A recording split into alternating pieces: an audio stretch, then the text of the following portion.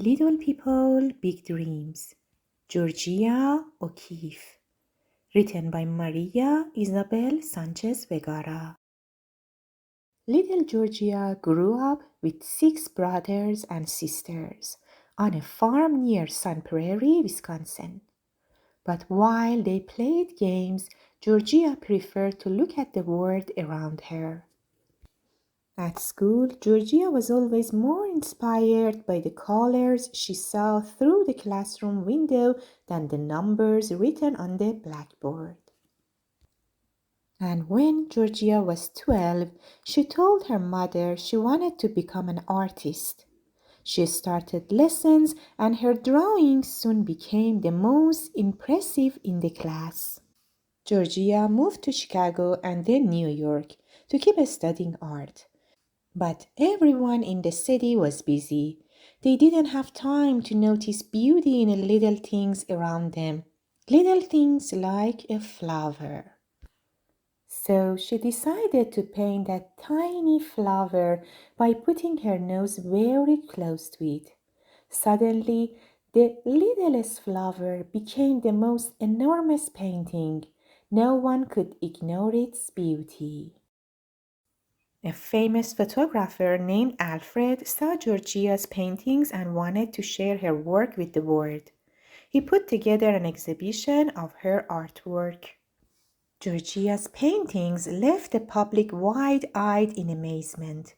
They just couldn't figure out what they were looking at. But Alfred understood her paintings. He was an artist too. Soon they realized they were made for each other and got married. Inspired by New York, Georgia decided to paint towering skyscrapers as only a child would have painted them. For her, the city was made of enormous squares. And when summer came, Georgia visited New Mexico. She immediately fell in love with the desert. She painted crosses, sand dunes, and even the skulls of dead animals. They were all fascinating to her. She loved every stone, every bone, and every color of the lonely desert. She painted every single day in a house nestled between red hills. Nothing was too small or too ordinary for her. Through her art, Georgia flew all around the world to different museums. They called her the mother of American modernism. And today, you can see how the ordinary becomes extraordinary when you take the time to look at it as little Georgia did. Georgia Okeeffe grew up on a farm in Sun Prairie, Wisconsin, with 6 brothers and sisters. From a young age, she was fascinated by the natural world. She decided she wanted to be an artist and began lessons at the age of 12. Her independent spirit took her to Chicago and then New York to study painting. After that, she moved to Texas to teach but kept on working on her own art, creating abstract drawings in charcoal. These drawings expressed her feelings about objects in shapes and lines rather than looking exactly like the objects themselves. They were very new and different than the drawings of the time in America.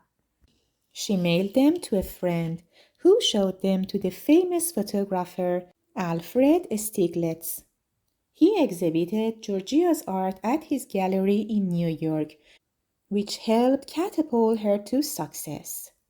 She later fell in love with Stieglitz and they married. Georgia showed her vision of the world through her paintings. She painted towering New York skyscrapers, blue-green lakes, and magnified flowers on giant canvases. Later in life, she made the first of many visits to New Mexico. This landscape was very influential, and Georgia spent hours outside painting the red mountains and animal bones she saw there. She felt truly at home in her ranch between the desert hills. Georgia's unique style made her one of the most influential and remarkable painters of the 20th century. The